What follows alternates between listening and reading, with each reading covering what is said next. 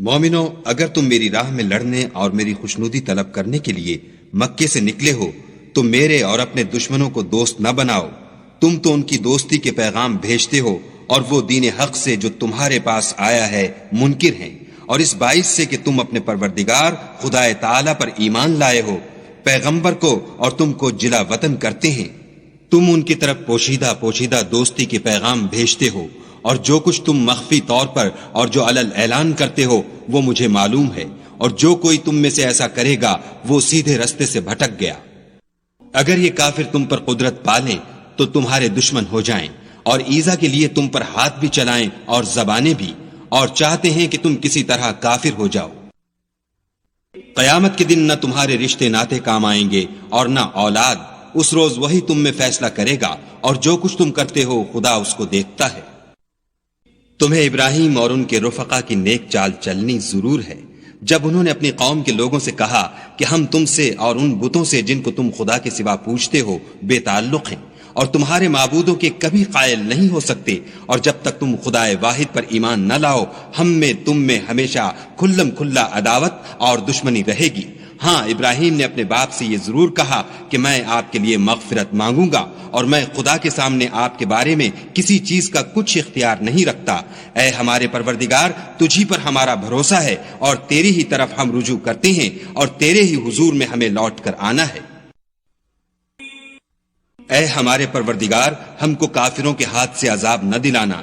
اور اے پروردگار ہمارے ہمیں معاف فرما، بے شک تو غالب حکمت والا ہے. تم مسلمانوں کو یعنی جو کوئی خدا کے سامنے جانے اور روز آخرت کے آنے کی امید رکھتا ہو اسے ان لوگوں کی نیک چال چلنی ضرور ہے، اور جو روگردانی کرے تو خدا بھی بے پرواہ اور سزاوار حمد و ثنا ہے. عجب نہیں کہ خدا تم میں اور ان لوگوں میں جن سے تم دشمنی رکھتے ہو دوستی پیدا کر دے، اور خدا قادر ہے اور خدا بخشنے والا مہربان ہے. جن لوگوں نے تم سے دین کے بارے میں جنگ نہیں کی اور نہ تم کو تمہارے گھروں سے نکالا، ان کے ساتھ بھلائی اور انصاف کا سلوک کرنے سے خدا تم کو منع نہیں کرتا. خدا تو انصاف کرنے والوں کو دوست رکھتا ہے. خدا انہی لوگوں کے ساتھ تم کو دوستی کرنے سے منع کرتا ہے جنہوں نے تم سے دین کے بارے میں لڑائی کی اور تم کو تمہارے گھروں سے نکالا اور تمہارے نکالنے میں اوروں کی مدد کی. تو جو لوگ ایسوں سے دوستی کریں گے وہی ظالم ہیں.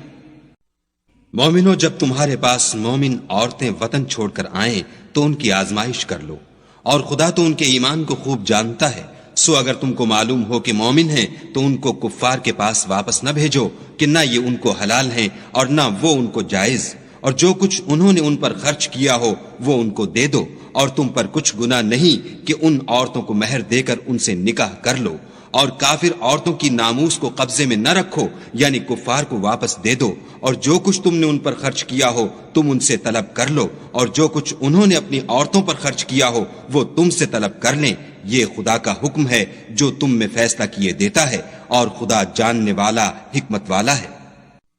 اور اگر تمہاری عورتوں میں سے کوئی عورت تمہارے ہاتھ سے نکل کر کافروں کے پاس چلی جائے اور اس کا مہر وصول نہ ہوا ہو، پھر تم ان سے جنگ کرو اور ان سے تم کو غنیمت ہاتھ لگے تو جن کی عورتیں چلی گئی ہیں ان کو اس مال میں سے اتنا دے دو جتنا انہوں نے خرچ کیا تھا، اور خدا سے جس پر تم ایمان لائے ہو ڈرو. اے پیغمبر صلی اللہ علیہ وآلہ وسلم، جب تمہارے پاس مومن عورتیں اس بات پر بیعت کرنے کو آئیں کہ خدا کے ساتھ نہ تو شرک کریں گی، نہ چوری کریں گی، نہ بدکاری کریں گی، نہ اپنی اولاد کو قتل کریں گی، نہ اپنے ہاتھ پاؤں میں کوئی بہتان باندھ لائیں گی، نہ نیک کاموں میں تمہاری نافرمانی کریں گی، تو ان سے بیعت لے لو